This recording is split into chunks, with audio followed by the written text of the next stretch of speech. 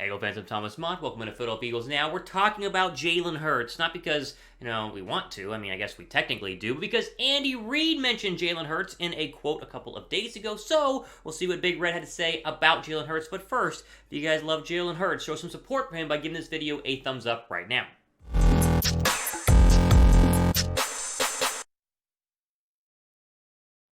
All right, jumping the latest Philadelphia Eagles news and rumors here on a hump day on a Wednesday. And how about the Big Red endorsement, as we will title this segment? Because Andy Reid, now known as Big Red, but the former, obviously super great head coach for the Philadelphia Eagles, was asked in a Philadelphia Eagle-type interview by Jacob Media, I believe is who did it, about Jalen Hurts. And Andy Reid endorsed him, gave him a really solid endorsement about being a starting quarterback in the National Football League. And the fact that Philadelphia now is seemingly also behind Jalen Hurts, just for excitement and praise in terms of the offseason, the front office, and where the Eagles are going in the future. Now, Andy Reid saying stuff doesn't necessarily impact what the Eagles are doing, although he is the winningest head coach in Philadelphia Eagles history. He's the best one in my lifetime over 26 years. He still is the Chiefs head coach. So if he would have said he hated Jalen Hurts, we wouldn't really have cared. But the fact he's at least loving him a little bit as kind of a quarterback whisperer himself, I think is a good thing to read, and I'm going to show you guys here on a Wednesday. Throw up Reid's quote on the screen. Quote, "The one thing you got there is a guy that's willing to work hard and wants to be great. He sincerely wants to do well. That's the foundation.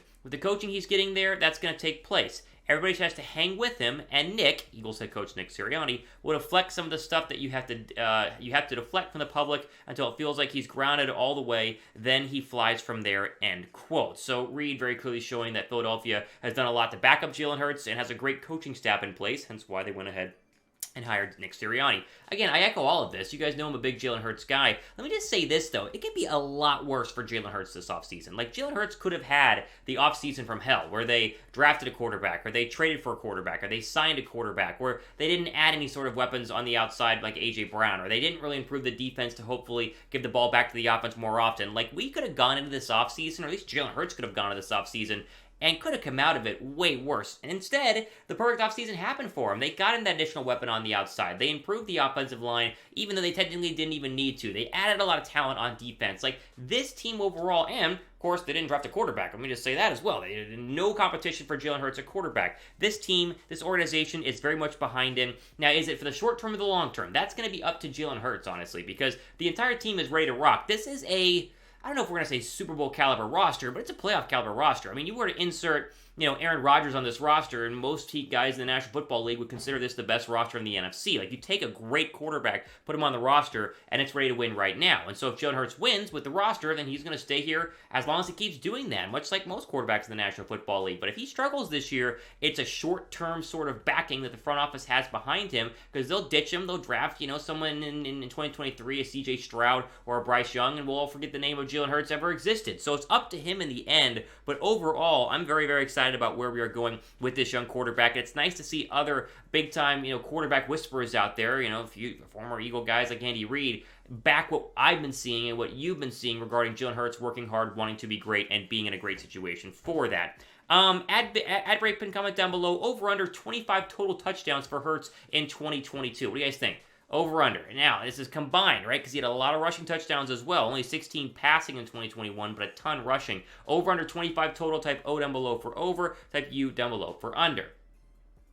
All right, our next story is, it's fun now because it's hindsight, but if this would have actually happened, oh man, a very different discussion could have been having today, at least the starting conversation regarding Jalen Hurts. Look at this tweet from ESPN's Jeremy Fowler, one of the more plugged-in reporters that ESPN has, the National Football League. Quote, "The Eagles were involved in Nick Foles' free agency for a potential reunion of the Super Bowl winners before Foles signed his 2-year deal with the Colts, per source." What do you think of that? It sounds like they at least try to go ahead and get Nick Foles, although he goes to Indianapolis to be Matt Ryan's backup, reunited with Frank Reich. I'll discuss my thoughts on that here in just one second. First, we continue to push to 30,000 subs here on the channel. We are at 29,655. If you want to be a part of the fastest growing, in my opinion, best Eagle channel on YouTube, go down below and subscribe. We would greatly appreciate it as we continue to push to 30K.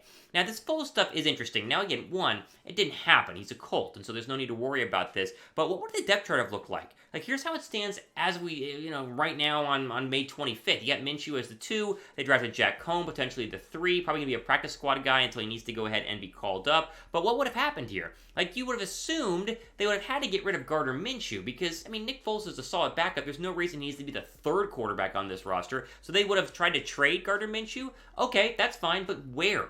Right? No one wanted Gardner Minshew. I think they were trying to trade him during the NFL draft, and very clearly no one wanted to go ahead and trade for Gardner Minshew, hence why they are now stuck with him as a very good and a little bit expensive backup quarterback on the current roster. Now, I think Minshew overall is better than Nick Foles. At least he has a higher ceiling right now because Foles is toward the latter part of his career, and Minshew is the beginning part of his career, and so you can make the assumption that with the right coaching staff and the right pieces around him, he can be a very, very good quarterback. But there's something about Nick Foles, right? And in Philadelphia, and wearing that green number 9 that I think would have gotten a lot of Eagle fans excited. Now, I do think that not signing Nick Foles, or at least losing out on the sweepstakes according to Jeremy Fowler, is a good thing in the end for Jalen Hurts, because yes, you're going to get a little bit of push from the Minshew mania out there wanting to, insert him to the starting lineup if Hurts struggles at all this year. But the call for Foles, people fully believe that he is some sort of magician at the quarterback spot in Philadelphia. Let's say Hurts gets off to a 4-3 start and is struggling in a couple of those games. The calls for Nick Foles to be the starting quarterback just to see what could happen would have definitely been there. So I love Nick. I think what he did in Philadelphia will never be forgotten. The guy is an absolute legend. Deserves a statue out front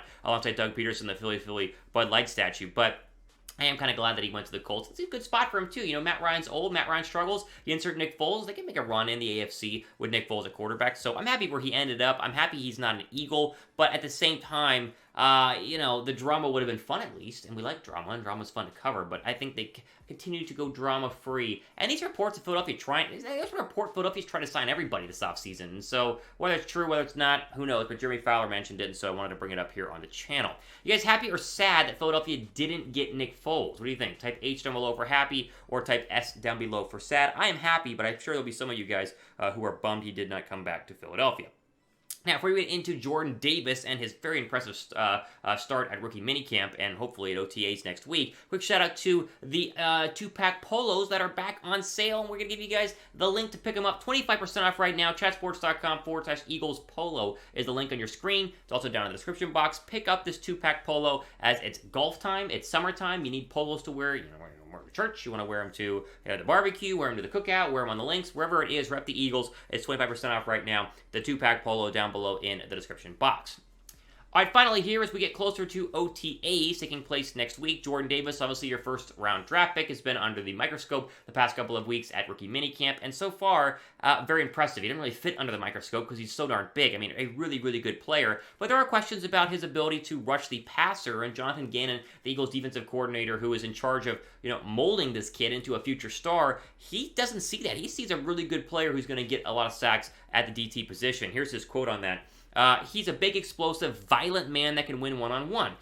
So yes, he will definitely have a role in the passing game. He will affect the quarterback in a good way. Excited about his skill set and what he can do in the run and the pass game, end quote. Now, he's a D tackle, and so he's not going to have 15 sacks as a defensive tackle. You hope you get to 5 or 6 as a rookie D tackle in the National Football League. His career at UGA only has 7 sacks, and he obviously was there for a long time, multiple seasons. So I'm not going to freak out if he doesn't have a lot of sacks, but I do think he's going to have the potential for some really good interior pressure, and that might result in some sacks of some lesser mobile quarterbacks in the National Football League, because the least mobile guys hate the interior pressure because they don't have the speed to spin out and go around on the outside. And so I expect that Davis is going to be good, going to be great. I feel great about him, and I think he's going to be even better due to the fact he's on this defensive line, which we have mentioned so many times. He's elite, is top 5 in the league, and I'd argue probably top 3 in the league. I think Davis and Cox, and you throw in Williams, you throw in the outside pass rushers. This is a very, very good defensive line, and Jordan Davis, had he gone elsewhere, might have gotten a lot more double teams. Hard to double team him when you got everybody else on the outside and both on the inside as well. Who ends up having the most sacks for Philly in 2022? Fun question to end on here. This is tough. You'd think Brandon Graham or Josh Sweat, but is there somebody else? Could it be one of the interior defensive line guys? Could it be one of the rookies? Could it be somebody else? Let me know who you think is going to go ahead and end up with the most sacks in Philadelphia in 2022. Go down below and give me that name. I think Sweat's the hot pick. What does Brandon Brandon Graham do? If Graham looks like he did with pre-injury, he's going to get a lot of one-on-one opportunities as well. It's going to be fun to watch him out there, even though he's a little older, trying to get after the quarterback. Give me your answer to the question down below. All right, as we always mentioned, mailbag video happening on Fridays. Make sure you guys go down below and subscribe to the channel and get your mailbag questions in. Comment down below, #Eagles. Must be a subscriber to be a part of that, and that is kind of the one key factor we always have. You got to be subscribed to be a part of the video. So very simple. Ask down below right now. Before we go ahead and end, if you have made it this far, drop a like because you're one of the real fans of the channel. You know, some people watch one little story, 2 stories. You make it all the way to the end, 10 minutes in. If you did, give this video a thumbs up. You're one of the real fans. I appreciate you guys. All right, ultimate day on our Philadelphia Eagles News and Rumor video. Thomas Mott signing off to the rest of your day.